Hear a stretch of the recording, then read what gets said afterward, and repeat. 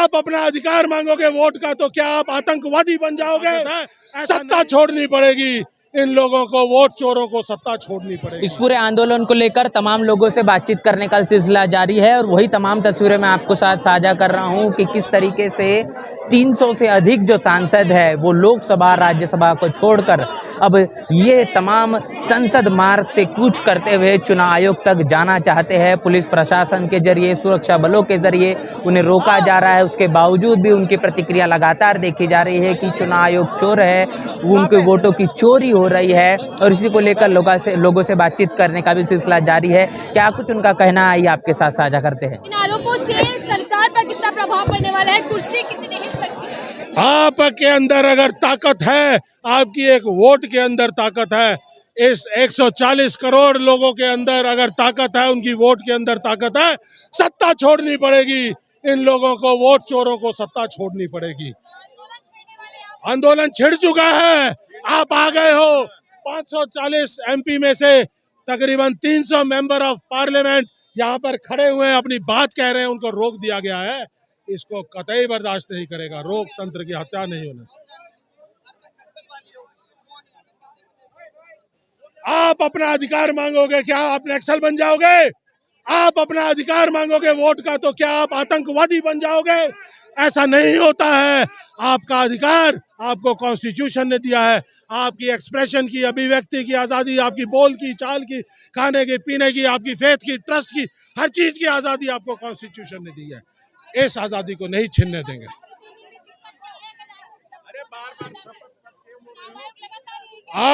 आप शपथ पत्र पे क्यों टिके हुए हैं?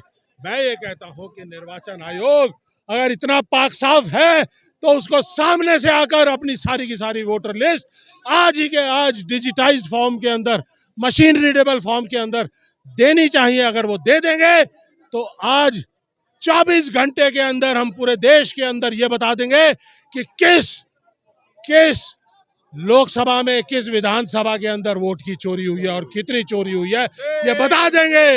ये वोट की चोरी नहीं होने देंगे। आज निर्वाचन आयोग शपथ पत्र मांग रहा है, उसको डिजिटल फॉर्म में हमारे को इलेक्टोरल रोल्स देने का क्या कमी है, क्या परेशानी है, उसको ये पूछो। ये सवाल है, कहां बचकर जाएगा? जैसे मोदी जी जब डरते हैं, जब मोदी डरता है फौज के पीछे, जब मोदी डरता है फौज को आगे करता है। आप सिंदूर में उन्होंने देश की सेनाओं के प्रमुखों को आगे कर दिया है। अरे डिबेट यहाँ पर हो चुकी थी, आप ऑफ सिंदूर की बात अब जो है चीफ से कहलवाने की कोशिश कर रहे हो। हम ये जानना चाहते हैं कि जो आपने 24 घंटे की डिबेट की, उस समय कहाँ थी ये बातें, कहाँ थे? पहली बार ऐसा हो रहा है इस देश के अंदर, पहली बार देश के अंदर ऐसा हो रहा है कि राजनाथ सिंह आकर पार्लियामेंट के अंदर झूठ बोलते हैं, कहते हैं ऑफ सिंदूर में हमारे ना तो किसी सैनिक की, ना किसी जवान की क्षति हुई है, कोई जवान नहीं मारा गया। 10 जवान मारे गए हैं ऑफ सिंदूर के अंदर। तो हम और उनके परिवार ये बार बार कह रहे हैं कि हमारे परिवारों को न्याय मिलना चाहिए। पहली बार ऐसा हो रहा है, देश की ये मगरूर सत्ता में बैठे हुए लोग ये अपने देश के शहीदों को भी स्वीकार नहीं कर रहे हैं। ये पहली बार हुआ है, ऐसा नहीं होने देंगे। ये तो इनकी सोची हुई रणनीति है। 11 साल में आपके पास प्रेस के सामने आए क्या? 11 साल में प्रेस को प्रेस कॉन्फ्रेंस दी क्या? ये सिर्फ अपनी जो कोटरी है उसके सामने बात करते हैं, उसके अलावा बात नहीं करते हैं। ये जब पांच लोगों को बुलाकर अगर संवाद करते हैं तो वो एनडीटीवी का होता है, वो आज तक का होता है, वो एबीपी का होता है, वो एंकर होते हैं जो इनकी चाटुकारिता करते हैं। ये वो एंकर्स को लेके आओ जो उनसे सवाल पूछते हैं। देखिए, जांच करना, डिमांड करना हमारा काम है, जांच करना और पाक साफ निकल कर आना ये निर्वाचन आयोग का काम है। हमें कब तक रोक लोगे? ये वो लोग हैं जिन्होंने देश की सरहदों के ऊपर -60 डिग्री से +60 डिग्री तक लड़ाई लड़ी है, चट्टान के बीच में होल करना जानते हैं।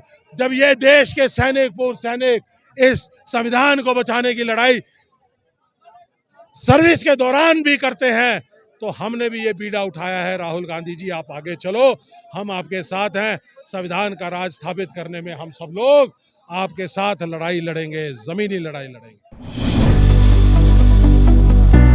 बहुजन समाज की हर खबर पाने के लिए चैनल को सब्सक्राइब करें, लाइक करें, शेयर करें।